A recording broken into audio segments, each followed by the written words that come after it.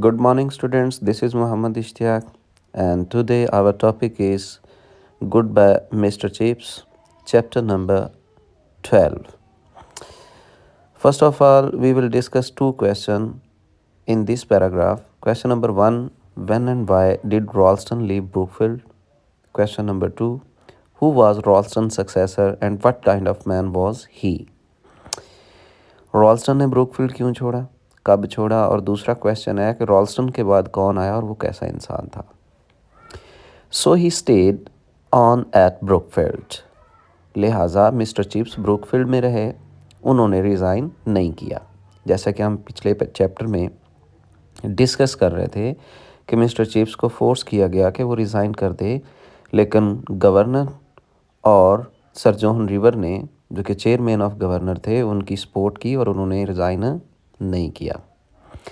Having as little to do with Ralston as possible. अब Ralston उससे ज़रा बच के रहता. एंड इन 1911, यहाँ से आपका क्वेश्चन नंबर 1 स्टार्ट होता है. And in 1911 Ralston left to better himself. Ralston ने छोड़ दिया स्कूल टू बेटर हिमसेल्फ. उसे कोई अच्छी अपॉर्चुनिटी मिल गई थी, वो किसी बेटर जगह चला गया था, किसी और school. He was offered the headship of one of the greater public schools. तो अच्छे जो पब्लिक अवामी स्कूल्स थे उनमें से किसी एक के अंदर उसको अपॉर्चुनिटी मिल गई थी. अब सेकंड क्वेश्चन का आंसर यहाँ से शुरू होता है students. His successor was a man. Successor follower यानी उसके बाद आने वाला, was a man named Chatteris, whom Chips liked, जिसे चिप्स पसंद करता था. He was even younger than Ralston had been 34. वो रॉल्स्टन से भी ज़्यादा यंगर था, यानी 34 का. He was suppose to be very brilliant. At any rate he was modern. Natural sciences tripos, Cambridge University से पढ़ा हुआ. फ्रेंडली एंड सिंपैथेटिक और कंपैशनेट था. Recognizing in a Chips Brookfield institution, he courteously and wisely accepted the situation. तो courteously, politely, recognizing, acknowledging, उसने तस्लीम कर लिया था इन चिप्स ब्रुकफील्ड इंस्टीट्यूशन कि उसे चिप्स के साथ बना के रखनी है, क्योंकि इंस्टीट्यूशन में चिप्स के साथ बिगाड़ कर कुछ नहीं मिलेगा. ही courteously, बड़ी पोलाइटली, एंड वाइजली, और दानाई से, एक्सेप्टेड द सिचुएशन, उसने इस सूरत हाल को कबूल कर लिया कि चिप्स के बिना गुजारा नहीं है, और उसने चिप्स के साथ सही सलूक बर्ताव किया. तो नेक्स्ट क्वेश्चन है बच्चों, how did mister Chips convince himself to get retired. Where did mister Chips decide to live after his retirement. तो मिस्टर चिप्स ने किस तरह ख़ुद को कन्विंस किया कि वो रिटायर हो जाए. And where did mister Chips decide to live after his retirement. और क्या उसने फ़ैसला लिया कि रिटायरमेंट के बाद वो कहाँ रहेगा. क्वेश्चन नंबर 1 का आंसर शुरू से ही स्टार्ट हो जाता है बच्चों. इन 1913 यानी 1913 में चिप्स हैड हैड ब्रोंकिट्स, यानी ये लंग डिजीज़ है, फेफड़े जिसे आप बोलते हैं. And was off duty for nearly the whole of the winter term. और वो तकरीबन पूरी विंटर टर्म यानी तालीमी मुद्दत, टर्म से मतलब तालीमी मुद्दत के दौरान, वो तकरीबन सारी तालीमी मुद्दत जो कि विंटर थी उसमें वो ऑफ रहे स्कूल से. It was that which made him decide to resign that summer. यही वजह थी जिसने उसे कायल किया कि उसे रिज़ाइन कर देना चाहिए. When he was 65, after all it was a good. तब वो 65 का था और आखिरकार ये ठीक भी था. राइपेज एंड रॉल्स्टन स्ट्रेट वर्ड्स, और रॉल्स्टन के जो स्ट्रेट वर्ड्स थे यानी उसने बिल्कुल खरी खरी सुनाई थी, had in some ways had an effect, उनका भी असर हुआ था. He felt that it wouldn't be fair to hang on. उसने ये महसूस किया कि ये ठीक नहीं होगा कि मैं चिमटा रहूं. If he couldn't decently do his job, decently, nicely, efficiently, अगर वो सही तरीके से अपनी जॉब को परफॉर्म नहीं कर पा रहा है तो उसके साथ जुड़े रहना नाइंसाफ़ी है, अच्छा नहीं है. बी साइड्स, इसके साथ साथ, ही वुडंट स्फीयर हिमसेल्फ कंप्लीटली यानी वो अपने आप को सेवर सेवर से मतलब सेपरेट नहीं कर सकते थे, मुकम्मल तौर पर वो ब्रूकफील्ड से सेपरेट नहीं हो सकते थे। यहाँ से बच्चों दूसरे क्वेश्चन का आंसर आपका शुरू होता है। He would take rooms across the road, वो सड़क के पार कोई रूम्स ले लेगा।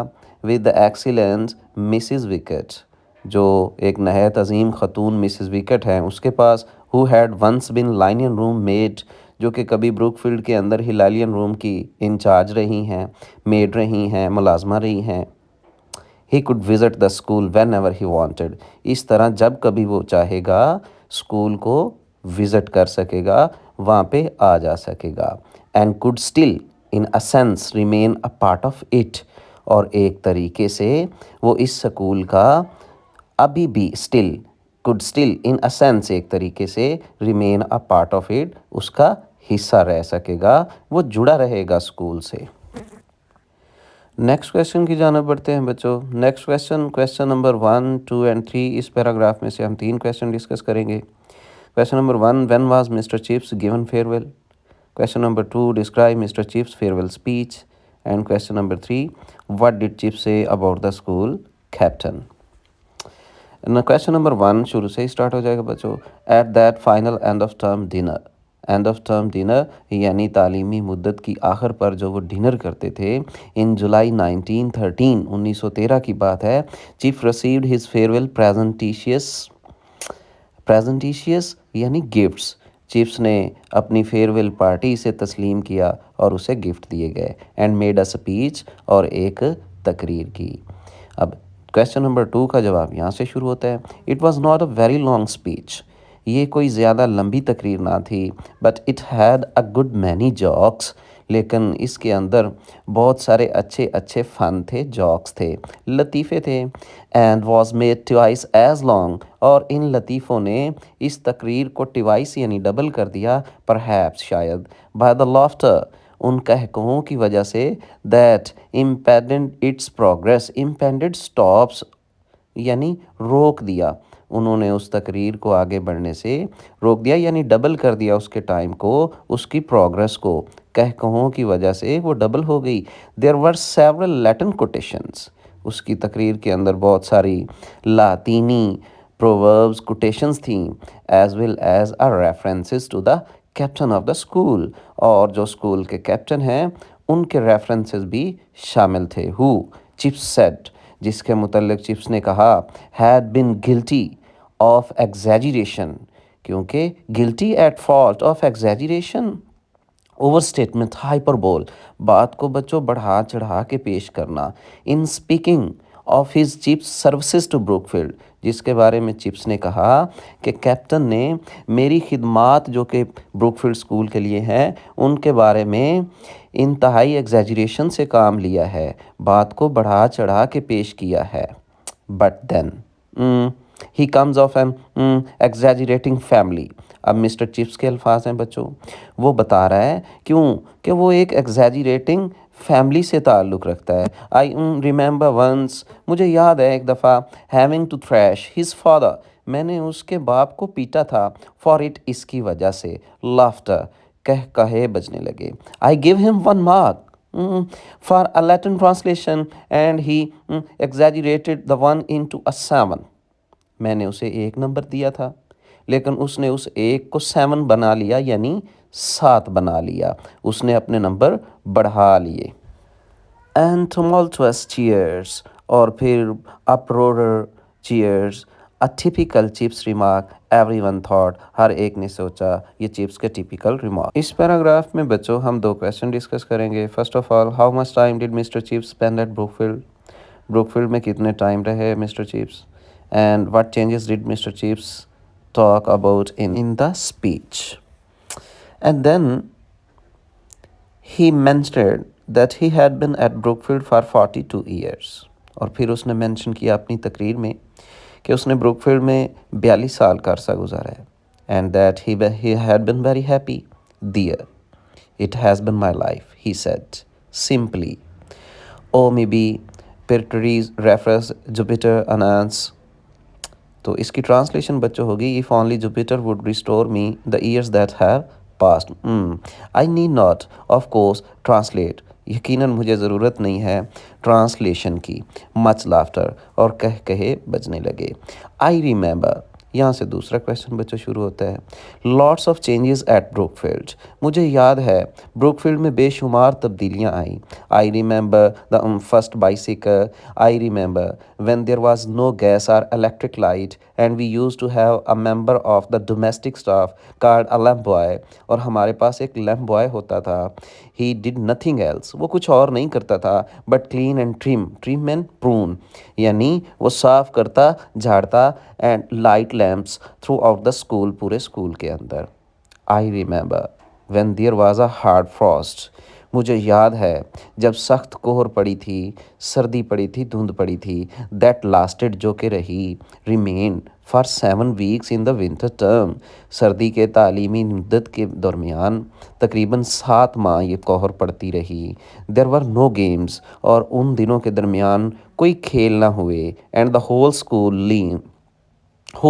Learn to to stay skate on the fence, और पूरे स्कूल ने सीखा था, यानी स्केटिंग करना फेंस के अंदर, यानी मार्श वेट फ्लैट लैंड, उसके ऊपर उन्होंने स्केटिंग करना सीखा था पूरे स्कूल ने, सर्दियों के दरमियान जब बहुत ज़्यादा ठंड पड़ी थी।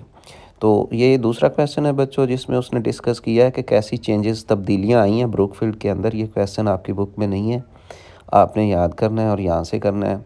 और फर्स्ट क्वेश्चन के हवाले से उन्होंने 45 ईयर्स जो हैं वो कंप्लीट गुजारे थे, चूँकि पहली दफ़ा जब उन्होंने रिज़ाइन किया तो वो उसके बाद दोबारा भी आए हैं।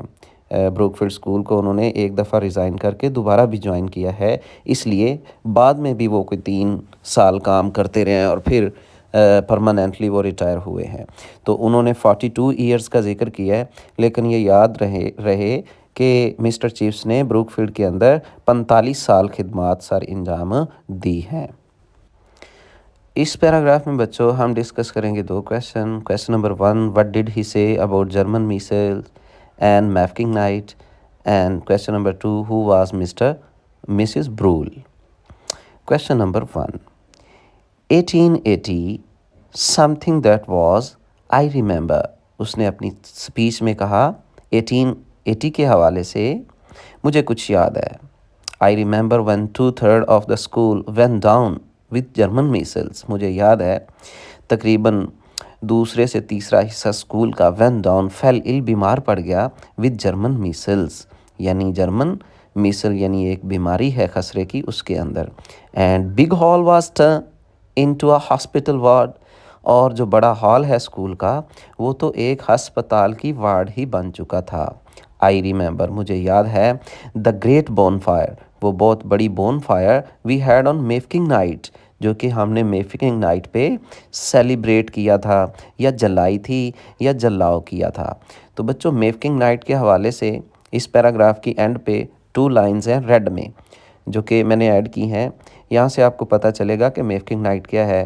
The 217 days siege of Mafeking city है अफ्रीका के अंदर, 217 दिन इसका घेराव जारी रहा। फाइनली एंडेड ऑन 17 मई 19, आखिरकार ये 1900 में ख़त्म हुआ। The British forces got control of the city, और तब ब्रिटिश की जो आर्मी है या फोर्सेस हैं उन्होंने इस सिटी का कंट्रोल हासिल किया। There was a big celebration in UK that night, और उस रात जब इस शहर को फ़तह किया गया या कंट्रोल हासिल किया गया तो यूके की नाइट के अंदर एक अलाव जलाया गया, यानी पूरी रात और बहुत बड़ा अलाव जलाया गया जिसको मैफकिंग नाइट बोलते हैं। It was lit near the pavilion, वो कहता है ये अलाव पवेलियन के करीब किया गया था। प्लेयर्स के लिए बच्चों रूम होते हैं ग्राउंड के साथ साथ, उसे पवेलियन बोलते हैं। And we had to send for the fire brigade to put it out, और हमें फायर ब्रिगेड को बुलाना पड़ा था इस आग को बुझाने के लिए। पुट इट आउट, एक्सटिंग्विश, बुझाना, ख़त्म करना। And the fireman were having their own celebrations and most of them were in a regrettable conditions, और फायरमैन तो खुद इस सूरत हाल में घिरे थे, वो तो खुद जलाओ कर रहे थे, खुद सेलिब्रेशन कर रहे थे। सेलिब्रेशन यानी मैरीमेंट्स, इन अ रिग्रेटेबल कंडीशन, और उनकी खुद सारोफुल सैड या पिटिएबल कंडीशन थी। लाफ्टर कह के बजने लगे। आई रिमेंबर, मुझे याद है। मिसिस ब्रूल, ये दूसरा क्वेश्चन है, whose photograph is still in the tuck shop she served three until their uncle and uncle in Australia left her a lot of money। तो मिसिस ब्रूल। इस पैराग्राफ में बच्चों हम डिस्कस करेंगे two question. What would be the name of Mister Chips book, Mister Chips की book का नाम क्या होना चाहिए। What did mister Chips remember chiefly, और मिस्टर चिप्स को चीफली क्या याद रहा, चीफली यानी mainly. In fact I remember so much that I often think I ought to write a book. वो कहता है मुझे याद पड़ता है, मैं अक्सर सोचता हूँ कि मुझे एक बुक लिखनी चाहिए। Now what should I call it, अब मुझे इसका नाम क्या रखना चाहिए। Memories of road and lines, कतारों की और छड़ी की memories.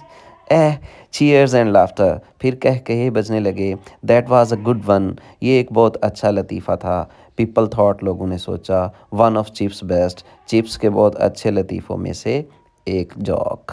Well well perhaps I shall write it, ठीक है शायद मुझे इसे लिखना चाहिए। सम डे, या मैं इसे लिखूंगा किसी दिन। But I would rather tell you about it really, I remember but chiefly. वो कहता है मुझे याद है, मैं आपको बताता चलूँ कि mainly mostly I remember all your faces, मैं आप तमाम के चेहरों को याद करूँगा। आई नेवर फॉरगेट दैम, मैं इन्हें कभी नहीं भूलूंगा या भूला। I have thousands of faces in my mind, मेरे जहन में हज़ारों चेहरे हैं। द फेसेस ऑफ बॉयज़, लड़कों के चेहरे। If you come and see me again in years to come, अगर आप अगले कई सालों में भी मेरे पास आएंगे। As I hope you all will, जैसा कि मुझे उम्मीद है कि आप आएंगे। I shall try to remember those older faces of yours, मैं उन तुम्हारे पुराने चेहरों को याद करने की कोशिश करूँगा।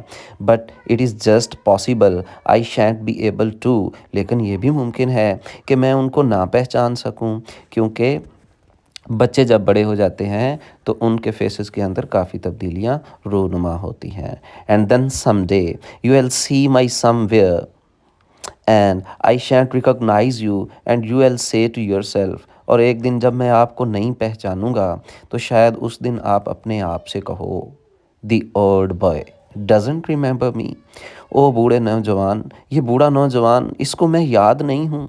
लाफ्टर, फिर कह कहे बजने लगे। But I do remember you, लेकिन मैं आपको याद रखता हूँ। एज यू आर नाउ, जैसे अब तुम दिखते हो वैसे।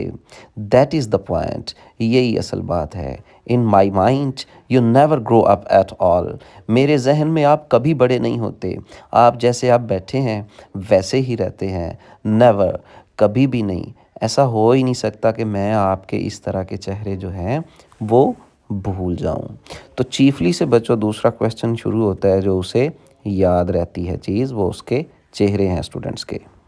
इस पैराग्राफ में भी बच्चों हम दो क्वेश्चन डिस्कस करेंगे।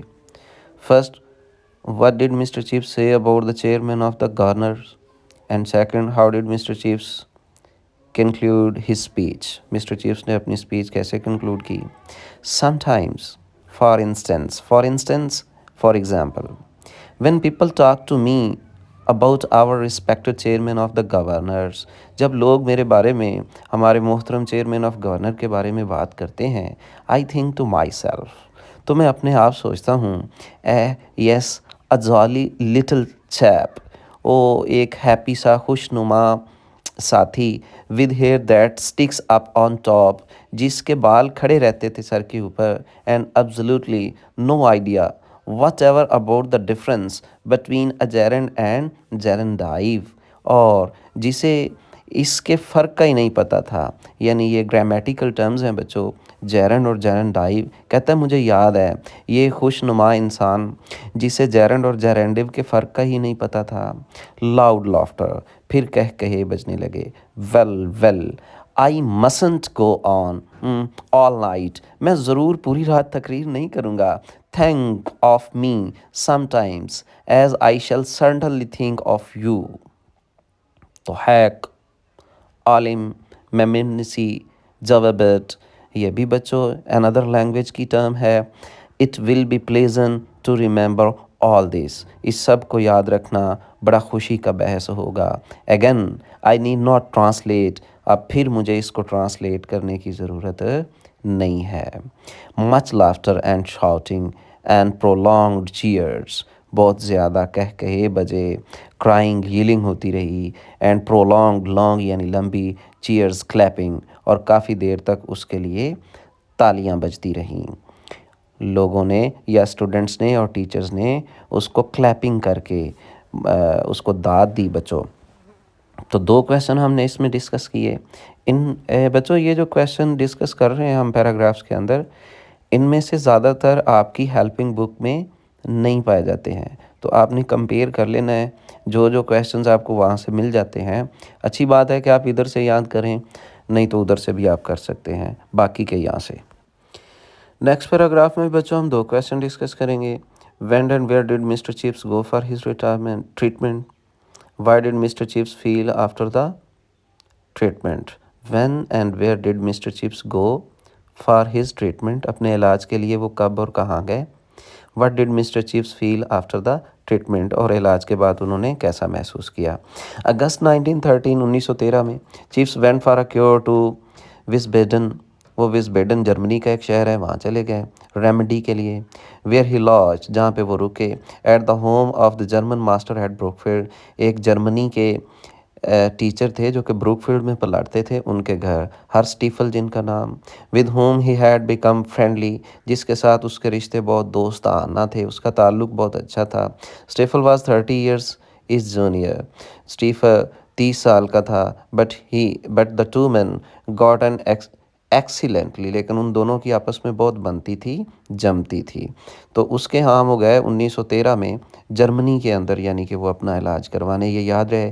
क्वेश्चन नंबर 2 है, what did mister Chips feel after the treatment? In September when term began, जब सितंबर के अंदर दूसरी तालीमी मुद्दत शुरू हुई, Chips return and took up the resident as Mrs Wickets, वो वापस आ गए और मिसेस विकेट्स के यहाँ रहने लगे। He felt a great deal stronger, उन्होंने अपने आप को बहुत मजबूत महसूस किया, एंड फिटर, और फिट भी महसूस किया, आफ्टर हिज हॉलीडे, अपनी छुट्टी के बाद, and almost wished he had not retired, और उन्होंने ख्वाहिश की कि काश वो रिटायर ना हुए होते, काश उन्होंने इस्तीफ़ा ना दिया होता और अब भी वो काम कर रहे होते, क्योंकि ट्रीटमेंट के बाद वो अपने आप को पहले से ज़्यादा बेहतर महसूस कर रहे थे बच्चों। तो जर्मन और इंग्लैंड आपस में बच्चों इनकी जंग हुई, जंग अज़ीम अव्वल। उसके अंदर जर्मनी के लोग जो हैं वो और ब्रिटिश और जर्मन आपस में लड़ पड़े थे।